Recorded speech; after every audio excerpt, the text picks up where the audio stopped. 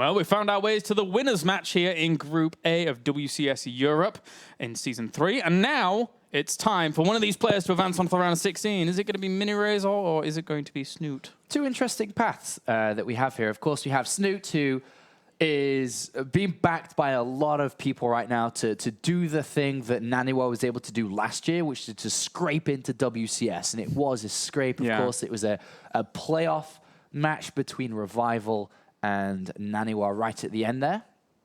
And it was Naniwa who was able to escape through. But this time, Snute could actually make sure he's definitely in if he performs well this season. And I think back to last year, and the thing that I think about immediately when I'm talking like this is TLO is in a very similar position. Yes, he was. Just outside top 16. He was around 20-ish or something. With a good performance this season, he could do it. And, you know, I think he fell short in the round of 32, if I'm not mistaken, last year. Yeah, I think so. In Season 3. And it was like, oh, no, you were the one. Because, I mean, and then it was like, Naniwa is going to do it all. But right now, Snute actually has a legitimate chance. First place or second place, doesn't matter. He's into the round of 16. He gets the extra points, and he has the chance to play further and further and further. Or you have another player who's looking to try and kind of make an actual solidified stamp on the European scene. Everyone, all the professionals know who he is. If you follow the scene, you obviously know who he is. But this would be his highest result to date. A round of 16 performance, a chance to play in the studios, a chance to really show off what he's capable of doing. Yeah, I mean, if you think about Miniraser in his career, realistically, last year in 2013, he gained, I think it was 0 WCS points, and we didn't really see a whole lot of him in WCS tournaments at all. I think the only one he attended was DreamHack Summer, where he got like I think a round of 32 positioning. And then coming into this year, you know, he has attended quite a few of the WCS tournaments, accrued himself around 300 points.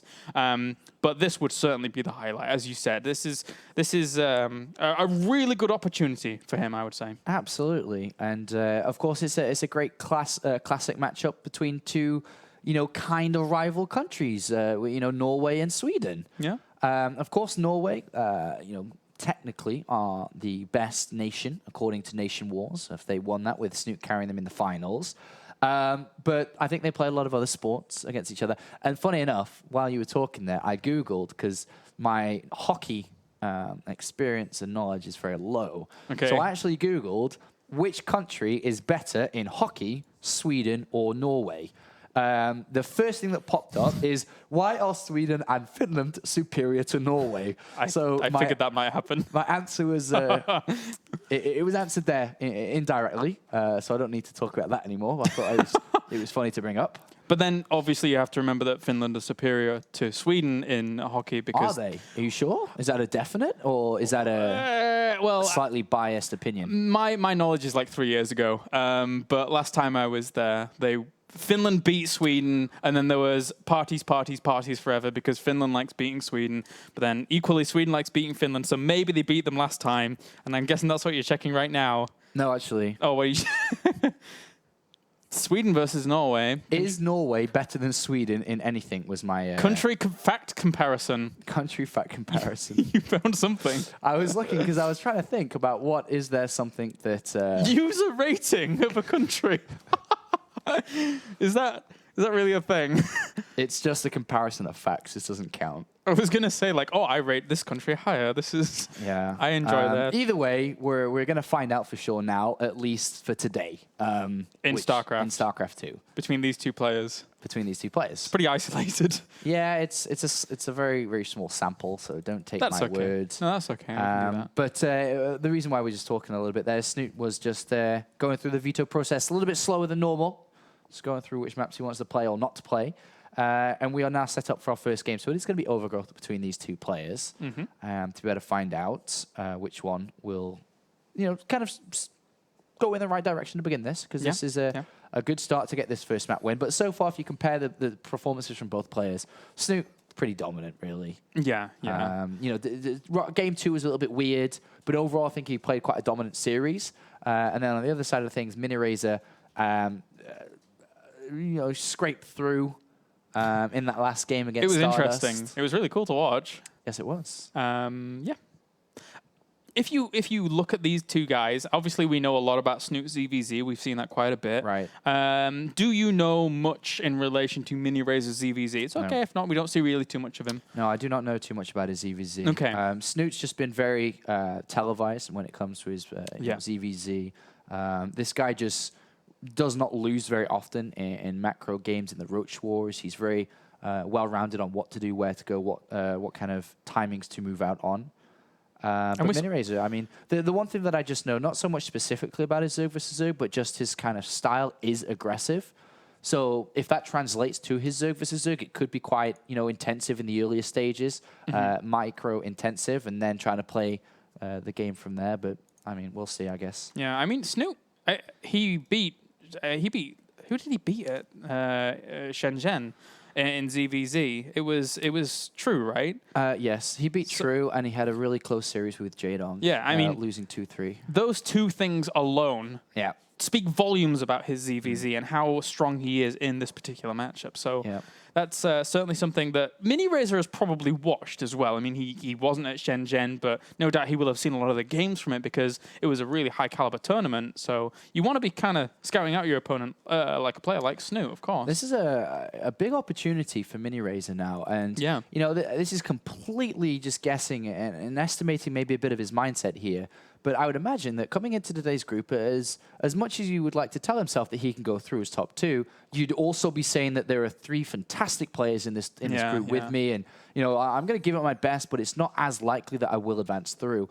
The one thing that I've known throughout, just playing professionally in over the years and knowing a lot of professionals is that once you break that first game, you then say to yourself, you're like, wait a minute.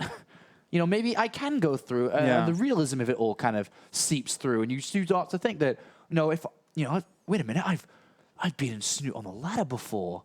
If I just beat him in 1 or 2 games here, I'm through. I'm through. That's pretty cool. So, the realism seeps through it, and that actually now brings the pressure back from a player who might not have that playing in today, considering the other 3 in his group. So we'll see how well he's going to play. Does he make mistakes now on the big stage? There's obviously a lot of people watching. This is his time to shine. It really is. So let's get into it. Game number 1 on Overgrowth for our winners match. One of these guys is going on to the round of 16. Up to the top right, we have our blue Zerg representing Fnatic. It is Miniraser. And down to the bottom left-hand corner, we have our red Zerg representing Team Liquid. It is Snute. Yeah, one thing to note from Snute, just in ZvZ and overall his playstyle, in Shenzhen, which was the tournament I last properly was able to commentate on, I actually think that was the last thing I did anyway. Yeah, apart from the qualifier, but... He definitely played very aggressive, despite not needing to. I really think his strengths are his roach battles, his macro, his injects, his knowledge of where to fight and when to fight. I think this is really important for his game. And the longer the game goes, the higher success rate I see as a caster with him providing. So, but he did choose a lot of aggression versus Jadong. He was going toe-to-toe micro battles with him. And I remember casting with Moonglade, and Moonglade was saying, it is okay to play this style, but I don't understand why he's choosing to play against Jadong in this way, because that's where Jadong is at its finest. I mean, he plays the best there. So he was a little bit confused and just said, I don't understand why he just doesn't play longer games and get the wins there.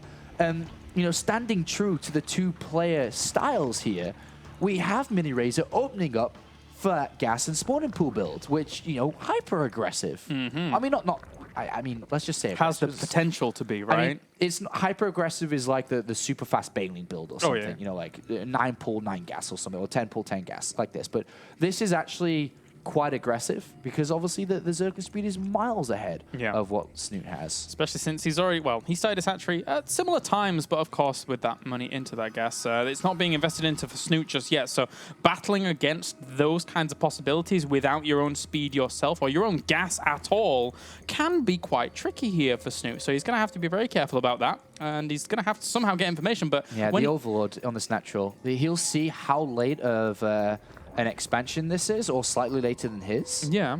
And then all of a sudden you're like, well, why?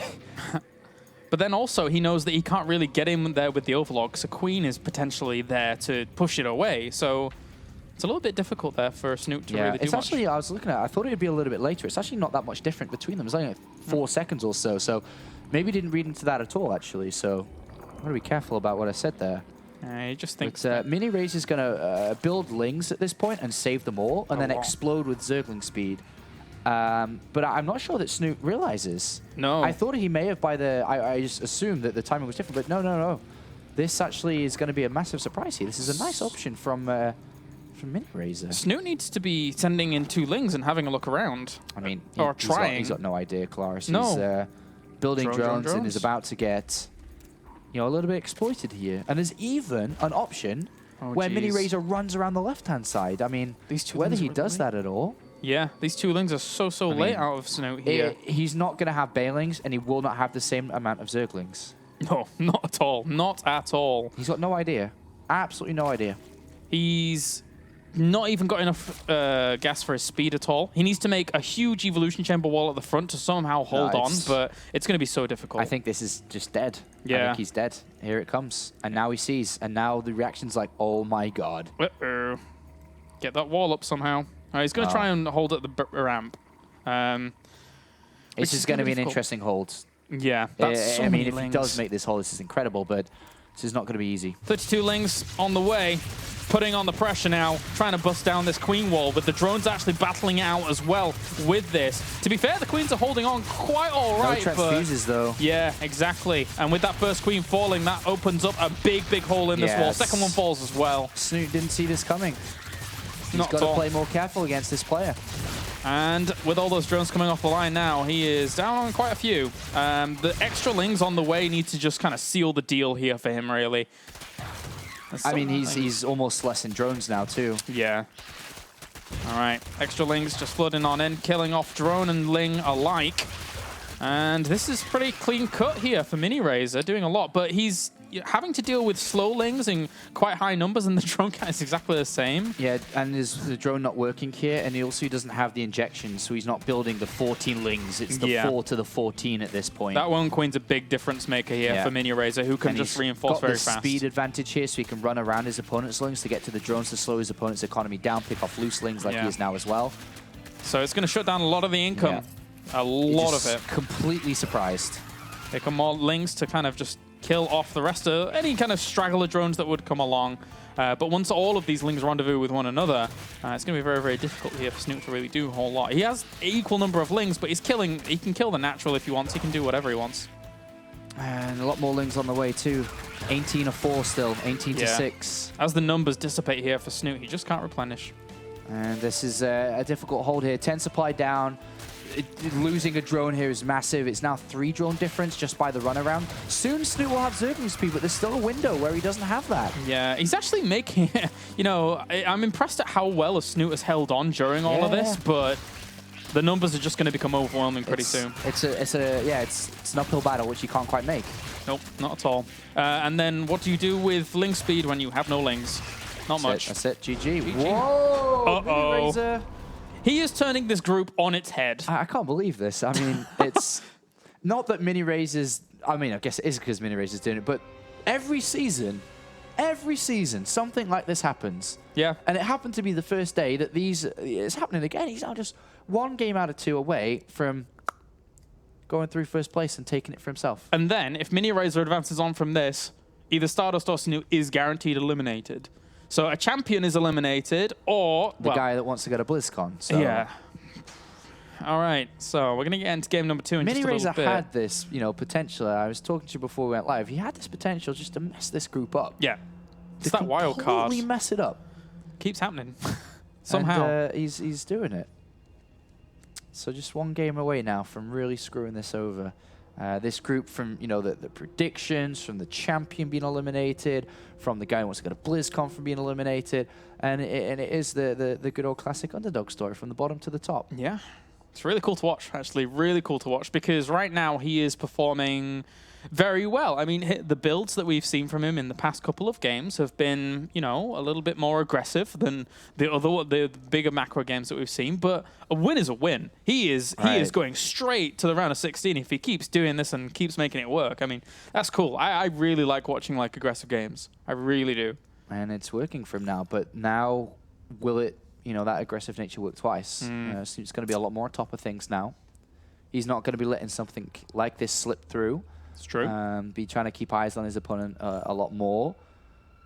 But can you defend all the different types of aggressive strategies that there are? Because it's not just one or two. There's a lot. There's a lot of different times throughout the game, but not just necessarily an aggressive strategy is deployed, but an aggressive timing deployed as well. So there's definitely more angles of approach. So we are once again just waiting for the second game to go ahead. Normally we're pretty quick, rapid fire into these games, but today is a little bit more slowed down. These guys really taking some time to think about these games, and Snute, I'm not surprised he's really taking time to think about the game. Although you don't really need to think too much about exactly what happened in that game. Just he knows already. Yeah. Just didn't see what was as soon as you saw the links coming down at that point as a Zerg player, you're pretty much saying to yourself, "God damn it, man! Like, why didn't I see this coming already? Or why did this happen to me now?" These are the type of questions. But so King Sejong Station is the next map here between these two, and this is Snoot's chance for redemption on that one, or it's the chance that we do see that Miniraser goes through first. I want to see a Spore Crawler earlier on, so we try and get an Overlord snipe. I love seeing that, but it very rarely happens now. After it was like revealed once or twice. Yeah, but that's who did it was it in the qualifiers or is it Shenzhen? I'm not sure which one it was. Recent IM qualifiers or Shenzhen. I think it was Hyun that did it, but someone did do it. Tells me that. Yeah, and of course Solo did it in Pro League that one time. Yeah, it's really cool. It's cute. We'll see. Because you just don't often see Spore Crawlers shooting Overlords. It's only like Mutalisks if they come along in this matchup and then they just dissolve. But like when you see an Overlord dissolving as fast as they do under a Spore Crawler, you're like, this shouldn't be dying that fast. But yeah, there you go. It does die pretty quick. We're just waiting a second once again here for these players that are now in the lobby, waiting for this second game. But Miniraser is on the verge of causing a major upset. I think this is a big moment for him, for sure. Is this the biggest upset we had in the round of 32, or was Harstem or Bling bigger? I mean, this one's pretty huge with people like Stardust and Snute there. I think this probably is. I mean, Showtime's games against MVP that one season. That was pretty big. MVP twice was pretty big. But he was playing from Korea. Yeah, which does lessen it a little bit. Yeah. This is huge. I mean, this is a big moment for him right now if he is able to escape in first place from this group. I would definitely... Well, it's easily top 3 of all seasons. Yeah. If it's number 1 or not, I guess you can argue, it depends on what you think personally is better. Yeah, debate. Yeah, this is a massive, massive win. If you think about... The reason why I debate it a little bit more is, do you think that Bling, Harston, and Miniraser are on the same level, or do you look at Bling and Harston are a little bit, higher up the food chain? Yeah, in terms of internationally. So that means their results, the players in their group, especially you got Snute, Stardust, and Patience, does that not give Miniraser a slight boost up towards that Yeah, number I think so. Because, unfortunately for Miniraser, we just don't see that much of him at all. Whereas, Bling and Harstem are those kinds of guys that we see quite a lot of, be it home story cups, I think be this it could playing be or not playing. the biggest flip up of a group ever. Yeah. Ever. History. Miniraser is ready. So is Snute. So let's get into game number 2. King Sejong Station is our map. Go, go, go. Any time now. In a second.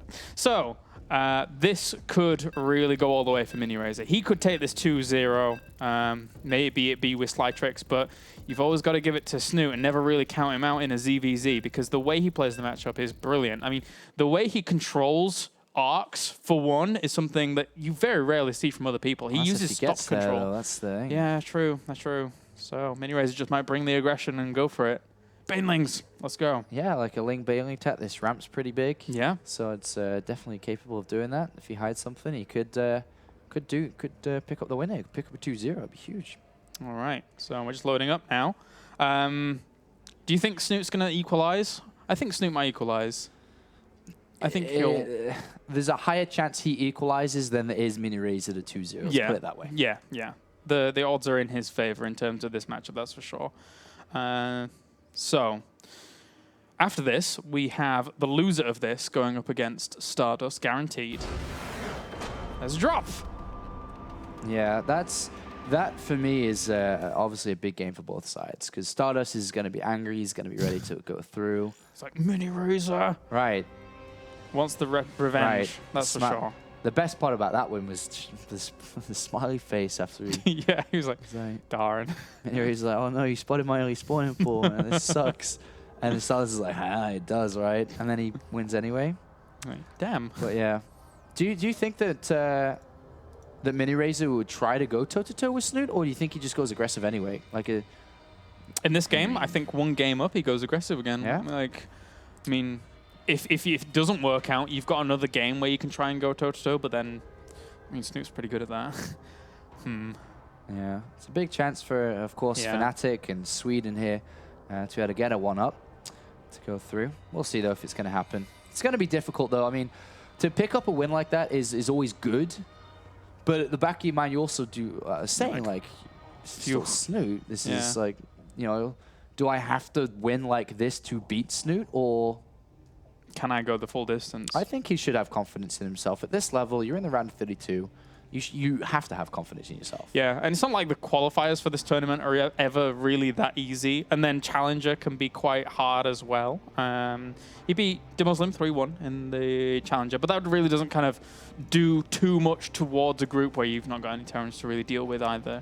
So it's a whole different ball game in the end. Yeah, he won 3-1. In the previous season, it was against Yoda, lost 3-1. Yeah. Season 2 in Challenger. Challenger was kind of crazy this season, though, with Moro, who's going to be playing tomorrow, defeating people like MVP. MVP is no longer in WCS Europe anymore, which I'm assuming he's going to try and qualify for, or retire. That was my speculation.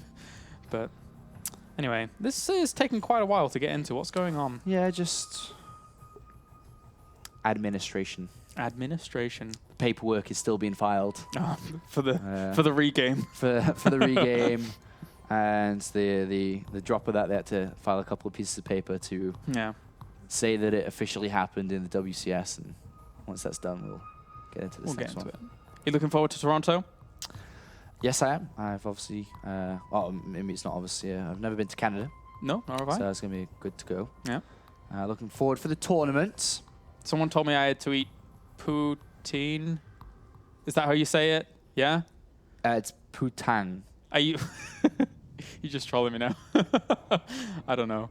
But yeah, someone told me I had to eat that, and then I Googled it, and it looked like it may kill me. It's just chips, cheese, and gravy, right? Yeah. Is it not? It is, right? I guess so, yeah. People eat that in England. Do we? I've never had that in England. I've had chips and gravy before, but not with cheese on it as well. You've never had cheesy chips and gravy? I've had them separate. I've had cheesy chips, and I've had chips and gravy, but I never thought to combine the two into one giant this is where my calorie casserole of death. My description of this poutang is off. I mean, okay, maybe I'm not quite sure what's in the poutang. You're not even saying it. I don't know. Anyway. I'm serious, man. But yeah, I'm looking forward to eating this, I think.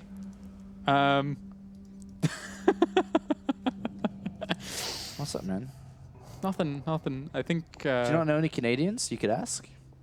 Oh, no. I was offered by a Canadian. Oh, really? So... Yeah. Which Canadian? It's French. The poutang? I said it right the first time. We got production in. Okay. Are we getting into this game? I don't know. What is going on? I don't know. It's been like 10 minutes almost. I don't know. We like to have fun. It's fun. What else are you looking forward to in Canada? Staring at me. Am I not allowed to look at my co-caster and say what are you looking forward to in Canada? The Fan Expo. So I heard that a load of WWE wrestlers are going to be there at the Fan Expo. Which WWE wrestlers are going to be there? Batista, who starred in Guardians of the Galaxy recently. Right. Trish Stratus and Lita from way back, the female wrestlers that I was big fans of when I was younger because I watched a lot of WWE. Which one is this? Say it again. I was Trish Stratus and Lita. Right. You do know them, right? Yes. I don't have to describe them. Well, wait a minute. I know Lita. No, you're even trolling now because I know you probably know Trish Stratus and you want me to describe her, and I'm How not would you describing describe her? her. She's blonde, kind of short. Let's get into King Sage on the station for game number 2 in just a little second. There's Hulk Hogan there as well. Yeah. I'm not even trolling. There's Hulk Hogan there. It's going to be great. Will you even get to meet them because you're going to be casting StarCraft all day? Probably not, but I'll know I was in the same building with them and they'll be content. You'll have to point out to me, Trish. Trish, yeah. All right, let's get into it. Game number 2, as we have spawning up to the top left-hand corner, our blue Zergy, representing Fnatic. Currently 1 game up. It's Miniraser. And down to the bottom right-hand corner, our red Zerg, representing Team Liquid. It's Snute. Body type, anything you could give me? Okay, never mind. Guess I'll find out for myself. Yeah, I think so. Pause, please, lag. The delays never end. Yeah. Oh, well, we'll get there eventually. Don't worry. It's not like tomorrow never comes, so we'll... it'll happen eventually. I think Doctor Who's there as well. Yeah, really? Which one? The new one that I don't watch. Okay, then I don't know either. Yeah, I don't know. Oh well. There's a lot of people. A lot of people. Okay. King Sage on. Back to the realm of StarCraft. This is where we are. King Sage on. You're right, Claris. Well described. All right, so I wonder how Snute's going to play this out, because if you think about it, he even opened up Spawning Pool first last game, which is like the opener where you're kind of ready to defend against anything. So we'll see. Miniraser's up 2. Does he go hatchery first? Does he go from one side to the other? Spawning Pool first from both, 15-15. But no gas from Miniraser, so. Gasless styles quite popular in Korea. The Koreans quite like their gasless styles. Just defending from there on. I mean, I think that TLO played in a couple of tournaments recently, only using gasless styles in all his Zerg vs. Zerg games. Yeah. So, I mean, it's not uncommon either in Europe. We could see that. Both players spawn a pool, then hatch. Neither of them know if a gas has been taken yet, and it's actually, you cannot find out either, because if you think about the spawning pools finishing up now, Queen's going to be on its way. The Overlords are not close enough to get that info. It's very difficult. So you have to be building lings here. Usually you build 2 each. Minimize the lack of drones. And to be honest, I think Snute probably will build 2. But he's not. He's skipping them here. So he's going for the lack of info. Everyone's lagging today. It's not me. It's a slow truckety train. Yeah. So Snute's gone for no drones here, which means he's not going to be able to know if his opponent's gone gas or not. But we do see Miniraser who is, which means he will get some info. They're a little bit earlier for Snute than last game. Okay. Yeah. Okay. If it had have happened any other way, I would have been very surprised. Like, just basically calling your opponent's bluff and being like, you're not going to do something like that 2 games in a row. But, oh, wait. Why are these 2 links here for Miniraser in the main? Why are they not scouting? Any particular thoughts on that, Sean? The 2 links? Yeah. Block the ramp with the Queen. Yeah, it goes. Or just a miss rally. I mean, if they're going to steal the time, then they can do that, but they usually want to be getting over there. Yeah. It looks like they are blocking the ramp. He's going to block his gasless style. He's going to hide his info. Yeah, that's cool. So he's not that interested in knowing what's up. And he's not got an Overlord close either. I guess he doesn't really care what's up because he's going to play gasless anyway. It's not like he's changing what he's doing. Yeah. So wants to block information, really put like a fear into Snute at this point. Snute scouts 1 gas. Oh, wait, what? Whoa. Oh. He scouts 1 gas on the right-hand side and scouts the left gas now, and he's actually been spoiled, unfortunately. That was quite disappointing. I mean, the whole purpose of those 2 links there was to block that. So now Snute's got some quite vital information, and immediately Miniraser throws down the gases down, so he's not too exposed to potential attacks now that Snute may or may not go for. But what I really like to do in this position personally, Zergling speed and get out of there, and then go straight for a 3rd base. Yeah. Because you cannot do anything to punish that 3rd base because you don't have speed. Exactly. So here, Snute could quite easily capitalize very economically, whereas for now, Mr. Miniraser is kind of stuck. Oh, wow, that layer's pretty fast. What is Snute up to here? Yeah, so it's not a really... I mean, usually you get layer quite fast here because roach speed is, you know, pretty much, I would say, one of the most important upgrades when you're playing these roach battles. Because roach speed allows you to go over the other side of the map to not lose your units at all because you can run away, unless you're playing against certain heavy style.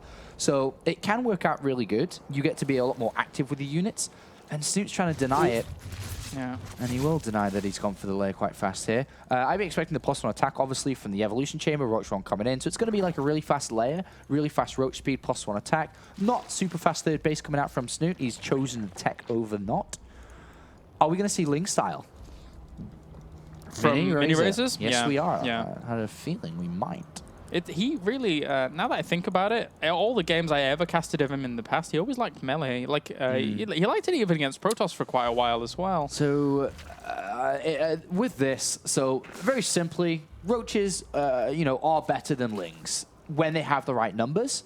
If the lings overwhelm them, then you're in trouble. And if the lings upgrade them and you have a lot of them in production, then you also can beat the roaches. So the way that Snute is going to play, which is building a lot of roaches right now, if he gets super aggressive and gets stung by a lot of lings and loses them, and then it is potentially going to lose a third behind it because roaches need to be in big numbers to beat the lings. They cannot be trickling out, otherwise they just die. So the way that Snoot's playing this, and he is walking into no knowledge at all. Likewise, Miniraser, who has no layer and is just building units. So think about, was it the Patience game or the Stardust game when he walked into aggression when he was just moving out trying to get a feel of the game and lost a lot of units? This could happen here.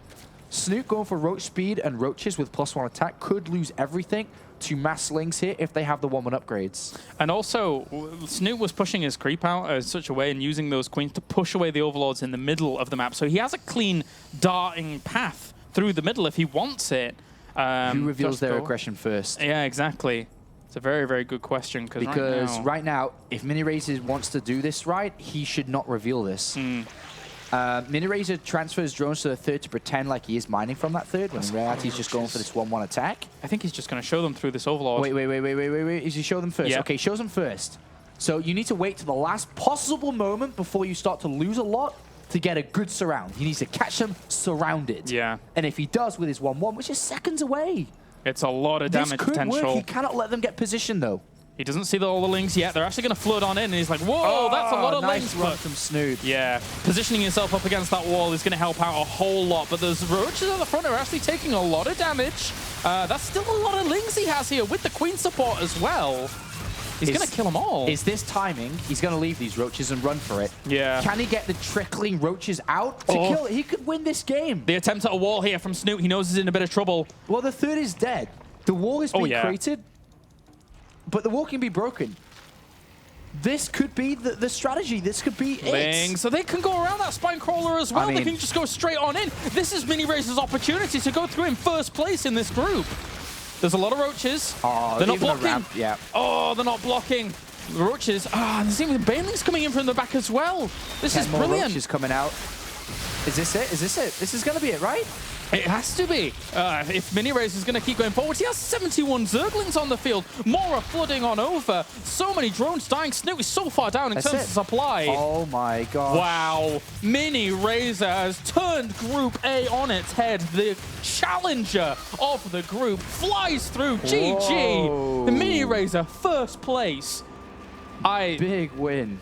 Massive win, and I think that we can say with a 2-0 of Snute, that may be the biggest kind of result that we've ever seen in WCS from a player who came in as the underdog to go through Patience. I mean, as a whole group, Patience, Stardust, and Snute.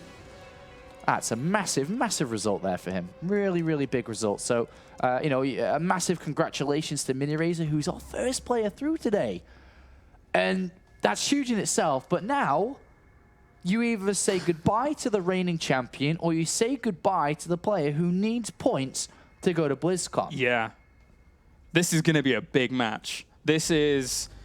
I actually just got chills a little bit there. That was, this is crazy stuff. But again, have to reiterate, big congratulations to Miniraser. First place in this group, a group that not a lot of people were really hedging their bets on Miniraser. He goes through in first place. First guy into the round of 16. Amazing. It's massive. It's such a big win for him. So, you know, another congratulations to Miniraser, representing Fnatic, representing Sweden, goes through in first place here today. And now the game that people may have been expecting to see in the winners match are going to see in the decider match. And I can't believe that we have to say goodbye to one of these, you know, champions of European StarCraft. So join us after the break, guys, when we have the final series of the night. It's going to be either Stardust or Snute going on to the round of 16.